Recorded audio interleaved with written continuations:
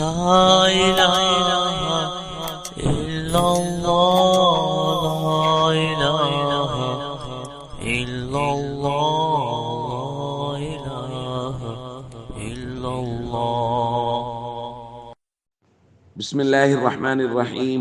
عن ابي هريره رضي الله تعالى عنه قال قال رسول الله صلى الله تعالى عليه وسلم اذا نظر احدكم الى من فضل عليه في المال والخلق فلينظر الى من هو اسفل منه. رواہ البخاری. نبی کریم صلی اللہ علیہ وسلم نے ارشاد فرمایا، جب تم میں سے کوئی شخص ایسے شخص کو دیکھے جو مال اور شکل و صورت کے اعتبار سے اس سے بہتر ہے تو اس کو چاہیے کہ ایسے شخص کی طرف بھی نظر کر لے جو مال اور شکل و صورت کے اعتبار سے اس سے کم درجہ میں ہے. دوستو، دنیاوی معاملات میں ضابطہ یہ ہے کہ ہمیشہ اپنے سے نیچے والے کو دیکھیں. شیخ سعدی رحمۃ اللہ علیہ فرماتے ہیں، میں ایک مرتبہ گھر سے نکلا، حالات مالی اس قدر کمزور تھے کہ جوتا لینے کی خریدنے کی بھی گنجائش نہیں تھی.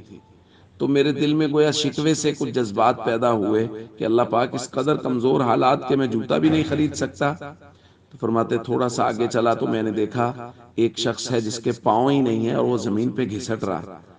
تو میں نے اللہ کا شکر ادا کیا کہ اللہ تو نے مجھے پاؤں تو دیے ہیں، حالات آج برے تو کل اچھے ہوں گے تو میں جوتا خرید لوں گا. یہ تو ساری زندگی ہمیشہ کے لیے ایسا ہے، یہ معذور ہے، یہ تو زمین پہ چل ہی نہیں سکتا. تو دنیاوی معاملات میں ہمیشہ اپنے سے نیچے والے کو دیکھیں، اور دینی معاملات میں ضابطہ یہ ہے کہ اپنے سے اوپر والے کو دیکھیں.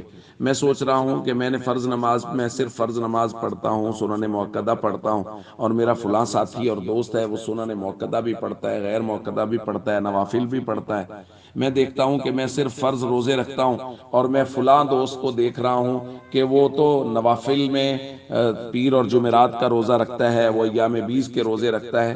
تو میں ہمیشہ اس کی طرف دیکھ کے نیکی میں آگے بڑھنے کی کوشش کروں. تو دنیاوی معاملات میں اپنے سے نیچے والے کو دیکھیں تاکہ شکر کے جذبات پیدا ہوں، اور دین کے معاملات میں اپنے سے اوپر والے کو دیکھیں تاکہ نیکی کی رغبت اور شوق پیدا ہو. السلام علیکم ورحمۃ اللہ وبرکاتہ.